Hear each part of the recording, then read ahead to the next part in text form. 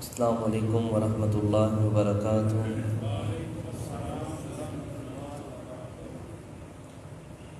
یا رب لک الحمد کما ینبغی لجلال وجہک وعظیم سلطانک، اشہد ان لا الہ الا اللہ واشہد ان محمدا عبدہ ورسولہ صلی اللہ علیہ وسلم، اما بعد فاعوذ باللہ السمیع العلیم من الشیطان الرجیم من حمزہ ونفخہ ونفثہ، بسم اللہ الرحمن الرحیم۔ آج کا جو سبق ہے وہ 7ویں پارے کا آغاز ہے۔ الحمدللہ ہمارے 6 پارے مکمل ہو گئے۔ اللہ سے دعا کیجئے اللہ ہم سب کو اپنی ساری زندگی کے اندر قرآن پڑھنے، اس کو سمجھنے، اس کے اوپر عمل کرنے کے اللہ ہم سب کو توفیق عطا فرمائے۔ اور حضرت عثمان رضی اللہ تعالی عنہ کہا کرتے تھے، اے اللہ میری زندگی کے اندر ایسا دن کوئی ایسا نہ آئے جس دن سورج تو غروب ہو جائے لیکن عثمان نے اس دن قرآن پاک کا کچھ حصہ تلاوت نہ کیا ہو۔ تو یہ بڑا ہی سنہری موقع ہوتا ہے، سارے دن کی مصروفیت کی وجہ سے ہم نہیں پڑھ پاتے، چلیں اس ٹائم ہم آ کے کھول لیتے ہیں، یہ بھی اللہ کا بڑا احسان اور اللہ کا شکر ہے۔ اللہ ہمیں اسی طرح قرآن پڑھنے کی توفیق عطا فرمائے۔ آج کا سبق پارے کا آغاز ہے، صفحہ نمبر 2 ہے۔ آج کے سبق کے اندر کیونکہ پیچھے تذکرہ اہل کتاب کے متعلق ہی چلتا آ رہا تھا، اور بالخصوص آخری جو آیت ہم نے پڑھی تھی 6 پارے کے اندر، اس کے اندر عیسائیوں کا تذکرہ تھا۔ یہ جو پہلی آیت آ رہی ہے یا جو آج کا سبق ہے، اس کے اندر مفسرین کا اتفاق ہے کہ یہ جب حضرت جعفر رضی اللہ تعالی عنہ حبشہ کی طرف ہجرت کر کے گئے تھے، تو اس وقت حبشہ کے بادشاہ نجاشی نے جب قرآن پاک کو سنا تو اس کی آنکھوں سے آنسو جاری ہو گئے، اور اس نے پھر کلمہ پڑھا، مسلمان ہو گیا۔ اللہ نے اس چیز کا تذکرہ کیا ہے، اور اس بات پر بھی سب کا اتفاق ہے کہ نجاشی مسلمان ہو کے ہی فوت ہوا تھا۔ جب وہ اس دنیا سے رخصت ہوا تھا تو پیارے نبی صلی اللہ علیہ وسلم کو اللہ نے اطلاع دی، فرمایا تمہارا بھائی ایک دور علاقے کے اندر، حبشہ کے اندر رہنے والا، آج اس دنیا سے چلا گیا ہے، لہٰذا صفیں بناؤ، ہم اپنے بھائی کا غائبانہ نماز جنازہ ادا کریں گے۔ تو نبی علیہ السلام نے نجاشی کی نماز جنازہ بھی ادا کی تھی۔ اور اس کے بعد قسم کا جو معاملہ ہے، قسم کا کفارہ، اس حوالے سے مزید بات ہم انشاءاللہ سبق کے اندر پڑھیں گے۔ اللہ رب العالمین نے ارشاد فرمایا، وَإِذَا، اور جب، سمعوا، وہ سنتے ہیں، ما انزل، جو نازل کیا گیا ہے، الی الرسول، رسول صلی اللہ علیہ وسلم کی طرف، ترا، آپ دیکھیں گے، اعینہم، ان کی آنکھوں سے، تفیض، بہہ پڑتی ہیں، من الدمع، آنسوؤں سے، مما عرفوا، وہ جان لیتے ہیں، من الحق، یہ چیز اللہ کی طرف سے سچی ہے، حق پر مبنی ہے۔ جب اس طرح قرآن پڑھا جاتا ہے نا اہل کتاب کے سامنے، جن کے دل موم ہوتے ہیں، جن کے دلوں کے اوپر میرے رب نے مہر نہیں لگائی، جن کے دلوں کے اوپر پردہ نہیں پڑا، اللہ اس اہل کتاب کے متعلق بات کرتے ہوئے کہتا ہے سورۃ آل عمران کے اندر، لیسوا سواء من اہل الکتاب، سارے اہل کتاب برابر نہیں ہیں، سب کے اوپر لعنت نہیں کی گئی، سب کو دھتکار نہیں کیا، سب کے اوپر رب ناراض نہیں ہوا، اور سب کے اوپر رب نے ان کو لعنت کا مستحق نہیں بنایا۔ لیسوا سواء من اہل الکتاب، اہل کتاب میں سے سارے برابر نہیں ہیں۔ اور سورہ آل عمران کی آخری رکوع کے اندر فرماتا ہے میرا رب، وَإِن مِّنْ أَهْلِ الْكِتَابِ إِلَّا لَيُؤْمِنَنَّ بِهِ قَبْلَ مَوْتِهِ، یعنی اللہ فرماتے ہیں جو آپ کے اوپر نازل ہوا ہے اس کے اوپر بھی ایمان رکھتے ہیں، وَإِن مِّنْ أَهْلِ الْكِتَابِ، اور جو آپ سے پہلے نازل ہوا ہے یہ اہل کتاب اس کے اوپر بھی ایمان رکھتے ہیں، گویا جن کے دلوں کے اندر اللہ کا ڈر اور خوف ہے وہ جب اللہ کے قرآن کی آیات کو سنتے ہیں تو ان کی آنکھوں سے آنسو جاری ہو جاتے ہیں۔ تو جب جعفر طیار رضی اللہ تعالیٰ نے یہ قرآن پاک پڑھ کے سنایا تو نجاشی کی آنکھوں سے آنسو جاری ہو گئے، اور ادھر جو لوگ اس کے قریب بیٹھے تھے جن کے دل کے اندر اللہ نے ایمان اور نور کی روشنی بھرنی تھی، ان کی آنکھوں سے بھی آنسو جاری ہو گئے۔ تو فرمایا وہ کیا کہنے لگے جب انہوں نے حق بات کو سنا؟ یقولون، وہ کہنے لگے ربنا، اے ہمارے رب، آمنا، ہم ایمان لائے، فاکتبنا، پس تو ہمیں لکھ لے، مع الشاہدین، گواہی دینے والوں میں سے۔ اللہ ہم سارے گواہی دیتے ہیں یہ تیرا کلام سچا کلام ہے، تو اکیلا وحدہ لا شریک ہے، محمد صلی اللہ علیہ وسلم تیرے سچے نبی اور آخری نبی ہیں، ہم اس بات کا اقرار کرتے ہیں، ہم اس بات پر ایمان رکھتے ہیں۔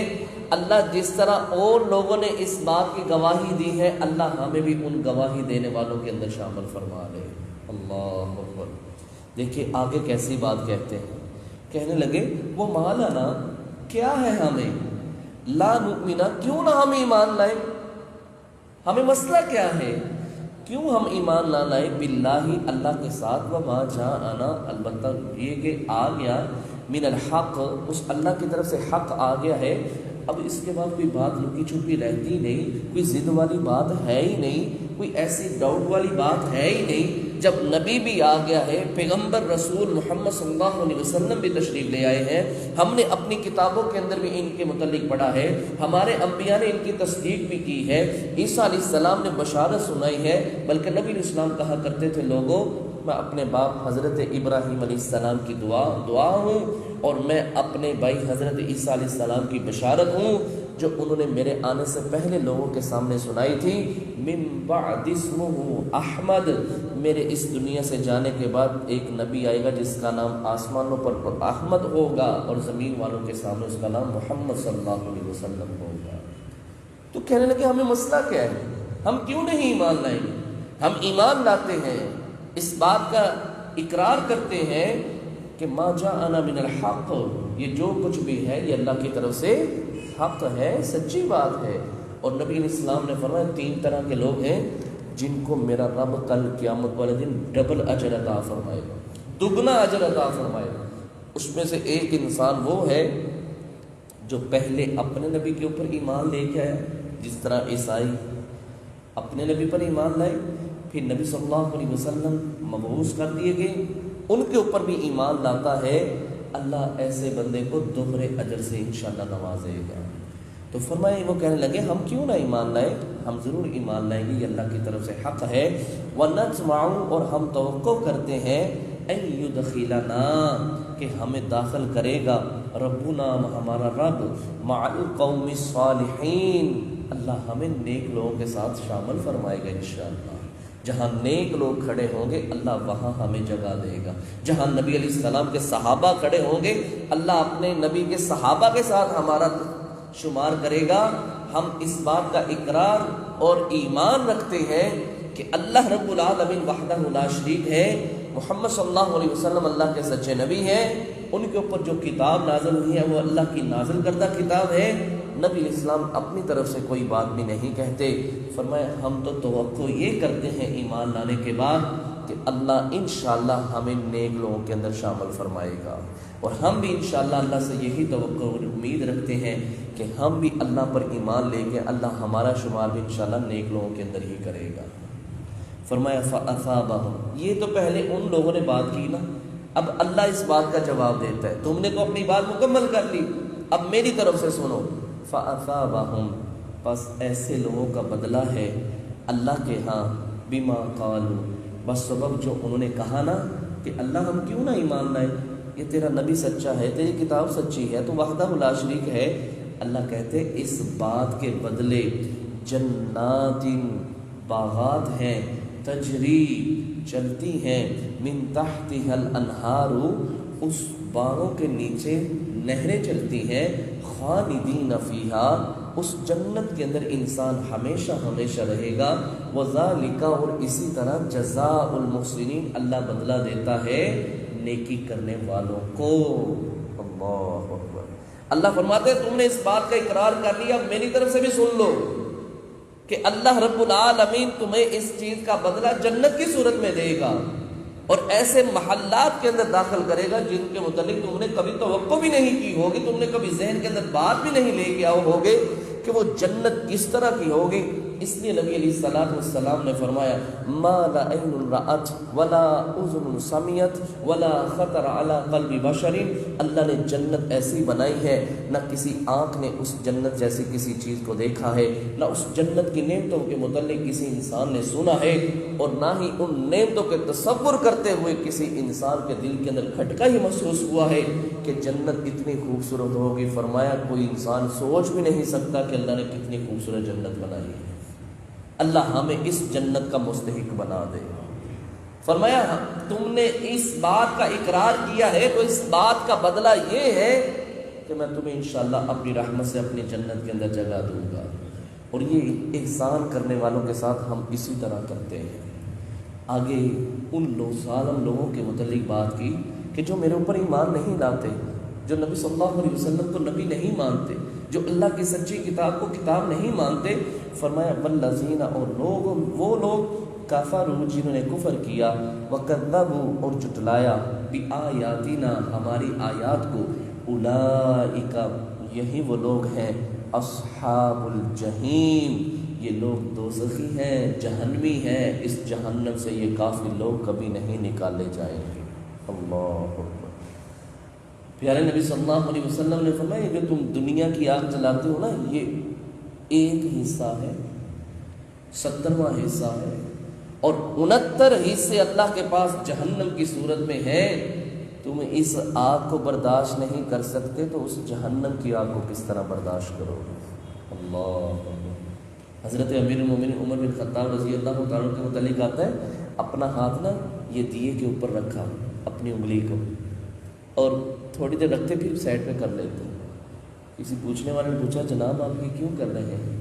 فرمایا میں اپنے آپ کو سمجھا رہا ہوں، اپنے نفس کو سمجھا رہا ہوں کہ عمر تو یہ دنیا کی آگ کو برداشت نہیں کر سکتا، یہ 70واں حصہ ہے، اور جو 69 حصے اللہ کے پاس ہیں جو اس سے زیادہ تپش والی ہوگی، اے عمر تو اس آگ کو کس طرح برداشت کر سکے گا؟ یہ چیز میں اپنے نفس کے اندر بٹھانا چاہتا ہوں کہ تو کچھ بھی نہیں ہے، لہٰذا اس آگ سے بچنے کے لیے آج سے ہی تیاری شروع کر دے۔ اللہ ہمیں بھی اس جہنم کی آگ سے محفوظ فرمائے۔ آگے جو بات آ رہی ہے وہ اس حوالے سے ہے کہ اللہ نے جن چیزوں کو حلال کر دیا ہے ان چیزوں کو کوئی حرام نہیں کر سکتا، اور جن کو میرے رب نے حرام کر دیا ہے وہی چیزیں حرام ہیں، اس کے علاوہ کوئی حرام نہیں کر سکتا۔ حلال بھی واضح، حرام بھی واضح۔ صحابہ اکرام رضوان اللہ اجمعین یہ دور دراز کے علاقوں کے اندر سفر کیا کرتے تھے، حتیٰ کہ ایسی ایسی مہمیں ہوا کرتی تھیں کہ 6 مہینے تک واپس ہی نہیں آیا جاتا تھا۔ اور ایک مفسر کے متعلق ایک ائمہ کرام نے ایک واقعہ نقل کیا ہے، وہ امام صاحب تقریباً 29 سال بعد اپنے گھر میں تشریف لائے تھے، اور وہ ان کا بیٹا جوان ہو گیا اور بہت بڑا عالم دین بن گیا۔ بات کرنے کا مقصد ہے بڑا لمبا عرصہ لوگ گھروں سے باہر رہا کرتے تھے۔ تو صحابہ نے نبی علیہ السلام سے گزارش کی، اللہ کے نبی صلی اللہ علیہ وسلم ہماری بیویاں ساتھ نہیں ہوتی تو ہم اپنے آپ کو خصی نہ کروا لیں، شہوت ہی ختم ہو جائے۔ تو نبی علیہ السلام نے فرمایا ایسا نہ کرو، ہاں کسی ایسے علاقے کے اندر تمہارا گزر ہوتا ہے تو وہاں تم حق میں دے کے نکاح کر لو، کوئی مسئلہ نہیں۔ پھر نبی علیہ السلام نے ان آیات کی تلاوت کی۔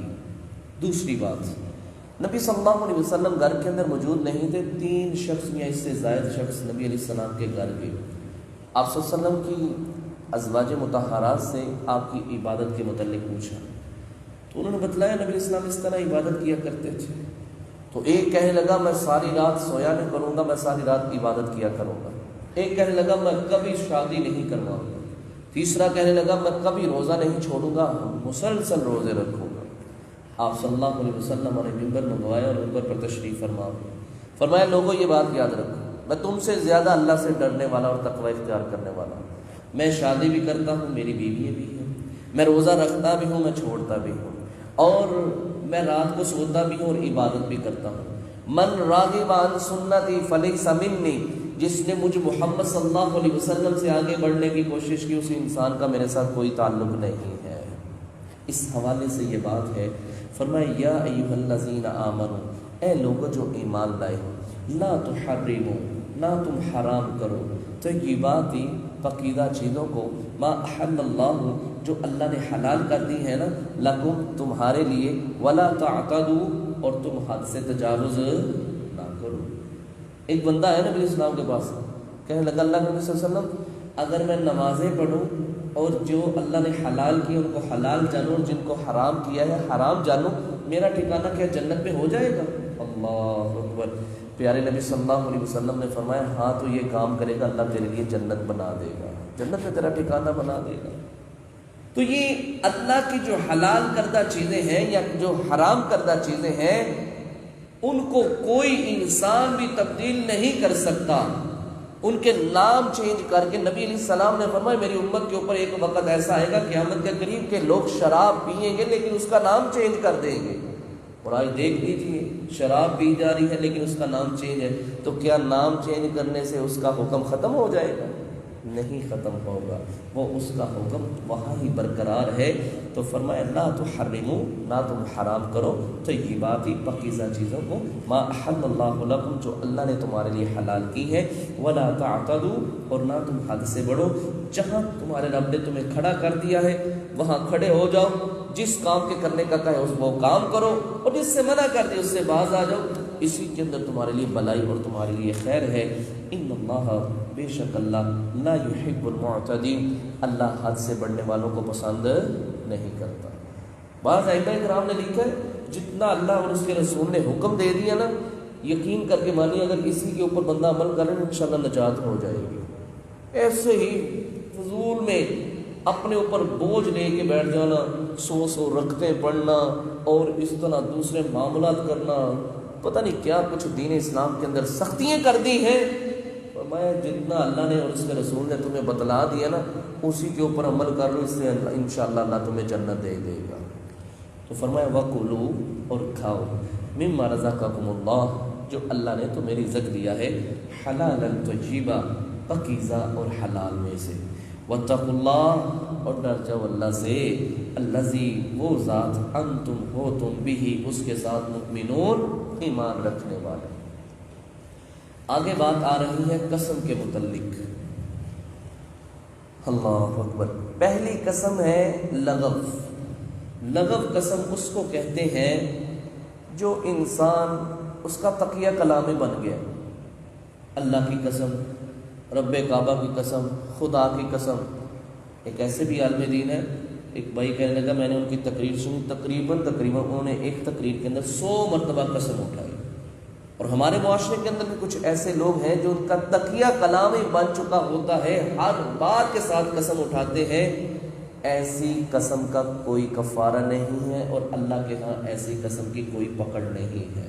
ہاں پرہیز کرنا چاہیے، یہ نہ ہو کہ اگلا بندہ یہ سمجھ رہا ہو کہ اس نے دل سے قسم اٹھائی ہے۔ ایک قسم ہوتی ہے غموس، یہ ہے جھوٹی قسم۔ جھوٹی قسم، پتہ ہے میں نے اس کا مال نہیں دینا، پیسے نہیں دینے، قسم اٹھا لیتا ہے اللہ کی قسم میں تمہیں کل دے دوں گا، اور دل کے اندر ارادہ کیا ہے؟ نہیں دے گا۔ یہ جھوٹی قسم ہے اور یہ کبیرہ گناہ میں سے ہے، کبیرہ گناہ میں سے۔ اس کی جب تک اللہ سے معافی نہیں مانگے گا میرا رب اس کے گناہ کو معاف نہیں کرے گا۔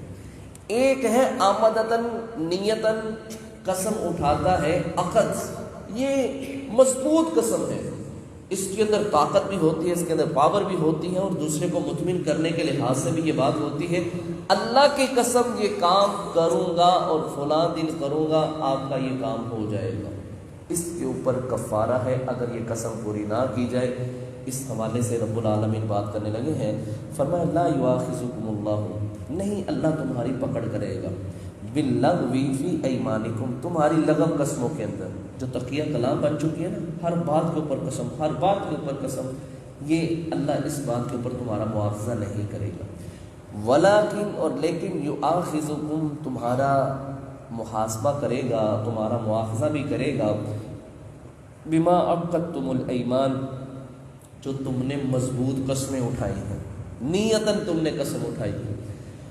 فکفارتہ، اور اس کا کفارہ اطعام 10 مساکین، اب بندے نے قسم اٹھائی، قسم پوری نہیں کر پایا، مثال کے طور پہ اس نے قسم اٹھائی کہ میں کل تلک یہ کام پورا کر دوں گا، یا اللہ کی قسم یہ کام ایسا ہوگا، یا کہتے ہیں اللہ کی قسم میں اس بندے سے 2 دن تک نہیں بولوں گا، پھر بول لیتا ہے، اللہ کی قسم میں یہ کام نہیں کروں گا، پھر وہ کام کر بیٹھتا ہے۔ یہ اپنی اس نے عقدتاً نیتاً پختہ قسم اٹھائی تھی، اب نے یہ کام اس نے پورا نہیں کیا تو اس کا مطلب ہے اس نے قسم کو توڑ دیا۔ فرمایا فکفارتہ، اب اس قسم کا کفارہ کیا ہے؟ 3 طرح کے کفارے ہیں۔ پہلا فکفارتہ، اس کا کفارہ ہے اطعام 10 مساکین، 10 مسکینوں کو کھانا کھلانا، من اوسط، اوسط درجے کا، ما تطعمون، جو تم کھلاتے ہو، اہلیکم، اپنے گھر والوں کو، او کسوتہم، یا ان کو کپڑے لے دینے ہیں 10 مسکینوں، درمیانہ درجے کا کھانا بنانا ہے جو گھر کے اندر پکتا ہے، سبزی بنتی ہے سبزی کھلا دو، دال بنتی ہے دال کھلا دو، گوشت بنتا ہے گوشت کھلا دو، 10 مسکینوں کو یا تو کھانا کھلا دو کم درجے کا جس طرح کا گھر پکتا ہے، یا 10 مسکینوں کو نارمل درجے کے کپڑے پہنا دو، 10 کپڑے لے دو وہ کپڑے پہن لیں۔ یہ پہلا کفارہ ہے۔ اگر کوئی یہ کفارہ نہیں ادا کر سکتا تو دوسرا، او تحریر رقبہ، یا ایک مومنہ گردن آزاد کرنی ہے، مرد ہے یا عورت ہے، ایک غلام آزاد کرنا ہے۔ تیسری بات، فمن لم یجد، پس اگر کوئی نہ پائے، فصیام، پس اس کے لیے روزے ہیں، 3 ایام، 3 روزے اس نے رکھنے ہیں۔ یہ قسم توڑنے کا کفارہ ہے۔ اور پیارے نبی صلی اللہ علیہ وسلم فرماتے ہیں اگر میں کسی ایسے کام پہ قسم اٹھا لوں اور پھر مجھے پتہ چلے کہ اس کام کے اندر خیر اور بھلائی ہے، میں قسم توڑ دوں گا اور قسم کا کفارہ دوں گا اور وہ میں کام کروں گا۔ اگر پتہ چل گیا کہ اس کام کے اندر خیر نہیں ہے تو پھر اپنی قسم کو توڑ دینا چاہیے اور اپنا کام پورا کرنا چاہیے اور قسم کا کفارہ دے دینا چاہیے۔ اب یہ دیکھیں، یہ کوئی قسم تو نہیں، یہ کوئی طریقہ تو نہیں ہے کہ بندہ کہے کہ میں فلاں بندے سے بولوں گا نہیں، اب اس نے قسم اٹھا لی ہے، بھائی کے ساتھ بولنا کیوں نہیں ہے، اپنی قسم توڑے، اپنے بھائی سے سلو کرے اور قسم کا کفارہ دے۔ جو کام شریعت نے جن کے کرنے کا حکم دیا ہے، اگر اس کے اوپر پابندی لگا کے کہتا ہے اللہ کی قسم یہ میں کام نہیں کروں گا، تو پیارے نبی صلی اللہ علیہ وسلم نے فرمایا اپنی قسم کو پورا نہ کرے بلکہ قسم کو توڑے اور کفارہ دے اور وہ کام کرے۔ ہاں، جو کام جائز ہے جس کے اندر قسم اٹھانا چاہتا ہے تو کر لے، کوئی مسئلے والی بات نہیں، کوئی ایسا معاملہ نہیں، کرنا چاہے تو کر لے۔ اگر مثال کے طور پہ قسم اٹھا لیتا ہے اللہ کی قسم آئندہ کے بعد میں شراب یا سگریٹ نہیں پیوں گا، تو اچھی بات ہے، اس سے بہتر کیا ہے؟ میں اللہ کی قسم بدعت نہیں کروں گا، شرک والا معاملہ نہیں کروں گا، ٹھیک ہے، اس قسم کو پورا کرے، کوئی مسئلے والی بات نہیں، اس کے اندر کوئی حرج والی بات نہیں۔ دوسری بات، یہ قسم جب بھی اٹھانی ہے تو اللہ کی قسم اٹھانی ہے۔ ہمارے معاشرے کے اندر کیا ہے، اٹھا اپنی ماں کی قسم، اٹھا اپنے باپ کی قسم، اٹھا کسی بچے کی قسم، تجھے تیری قسم ہے، تجھے میری قسم، یہ کیا ہے قسمیں؟ فرمایا جس نے غیر اللہ کی قسم اٹھائی اس نے اللہ کے ساتھ شرک کیا۔ تو قسم جب بھی اٹھانی ہے اللہ کی قسم اٹھانی ہے۔ رب کعبہ اپنی مرضی سے جس مرضی چیز کی قسم اٹھا لے، رب کبھی قسم اٹھاتا ہے والتین والزیتون وطور سینین وہذا البلد الامین، رب شہر کی قسم اٹھا رہا ہے، رب زیتون کی قسم اٹھا رہا ہے، رب تین کی قسم اٹھا رہا ہے، رب سورج کی چاند کی ستارے کی قسم اٹھا رہا ہے۔ ہمارے لیے یہ حکم ہے کہ ہم نے جب بھی قسم اٹھانی ہے تو اپنے رب کی قسم اٹھانی ہے، اس کے علاوہ کسی کی قسم نہیں اٹھانی۔ جس نے اللہ کے علاوہ کسی کی قسم اٹھائی اس نے اللہ کے ساتھ شرک کیا۔ تو فرمایا ذالک، یہ کفارت، ہاں یہاں یہ بات 3 روزے رکھنے ہیں۔ اب اس کے متعلق ائمہ کرام نے لکھا ہے مسلسل رکھ کے تب ٹھیک ہے، اگر الگ الگ رکھنے ہیں تو تب بھی ٹھیک ہے، یعنی 1 دن کا 2 دن کا وقفہ ڈالنا تو کوئی مسئلہ نہیں، 3 روزے پورے کرنے ہیں۔ ذالک یہ کفارہ، تو یہ کفارہ ہے ایمانکم تمہاری قسموں کا، اذا حلفتم جب تم قسم اٹھا لیتے ہو، واحفظوا اپنی قسموں کی حفاظت کرو، کذالک اسی طرح یبین اللہ بیان کرتا ہے اللہ، لکم تمہارے لیے آیاتہ اپنی آیات، لعلکم تشکرون یا تاکہ تم اللہ کے شکر گزار بندے بن جاؤ۔ تو یہ تھا میرے بھائی آج کا سبق، جس کے اندر اللہ نے اہل کتاب کے متعلق بات کی ہے کہ جب ان کے سامنے قرآن پڑھا جاتا ہے تو ان کی آنکھوں سے آنسو جاری ہو جاتے ہیں اور ان کا ایمان رب پہ پختہ ہو جاتا ہے۔ اللہ نے ان کے لیے جنت تیار کر رکھی ہے، اور جو اللہ نے حلال کی ہے ان کو کوئی حرام نہیں کر سکتا، اور جن کو حرام کیا ہے ان کو کوئی حلال نہیں کر سکتا۔ اور پھر قسم کے کفارے کے متعلق بات ہوئی ہے۔ اللہ سے دعا کیجیے رب العالمین ہم سب کو جو کچھ پڑھا ہے عمل کرنے کی توفیق عطا فرمائے۔ سبحانک اللہم وبحمدک اشہد ان لا الہ الا انت استغفرک واتوب الیک۔